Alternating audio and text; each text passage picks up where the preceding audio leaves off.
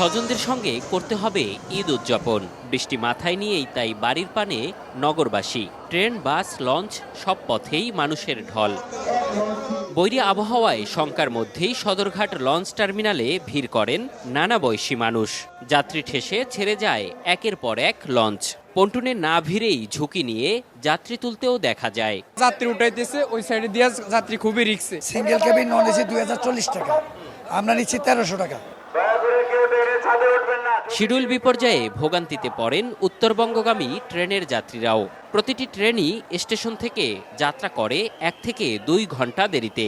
ঝুঁকি নিয়ে ট্রেনের ছাদেও রওনা হন অনেকে। বৃষ্টির লাগিয়া বা অটো আইতে চায় না, আমরা অনেক পথ হাঁটতে আইছি। তারপরে তো না রিটার্নে যেতে হবে। রূপচাঁদা ফর্টিফাইড সয়াবিন তেল মানেই স্বাস্থ্যকর প্রতিটি ফোঁটা। এর আগে সকালে দফায় দফায় বৃষ্টি ও ঝোড়ো বাতাসে চরম ভোগান্তিতে পড়েন সড়ক পথের যাত্রীরা। থেমে থেমে ধীর গতিতে চলে গাড়ি। বাইপাল থেকে শ্রীপুর, গাজীপুর চৌরাস্তা হয়ে চন্দ্রাসহ ঢাকা টাঙ্গাইল ও ঢাকা ময়মনসিংহ সড়কে বাড়তি চাপে দুর্ভোগ বাড়ে কয়েক গুণ। 800 করে টাকা নিচ্ছে, ভাড়া তো মূলত 600 টাকা। প্রশাসন যদি এখানে কঠোর থাকতো তাহলে মনে হয় যে রাস্তাঘাটের জ্যামগুলো হতো না। তবে পদ্মা সেতু হয়ে দক্ষিণ পশ্চিমাঞ্চলে নির্বিঘ্নে বাড়ি ফেরেন মানুষ।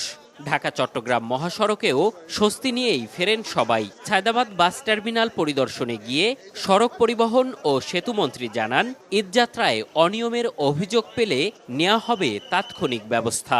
হাজার হাজার যাত্রী যে গাড়িতে একটু ফাঁকা পাচ্ছে উঠতে চাচ্ছে, সুপারভাইজার অনেক সময় 100 টাকা বেশি নেওয়ার চেষ্টা করে, কিন্তু যাত্রী যখন সচেতন হচ্ছে, অভিযোগ করছে, আমরা ব্যবস্থা নিচ্ছি। এদিকে পাটুরিয়া দৌলতদিয়া ও আরিচা কাজিরহাট নৌ রুট হয়েও ফেরি ও লঞ্চে বাড়ি ফেরেন অনেকে। এম এ আজিম, সময় সংবাদ, ঢাকা।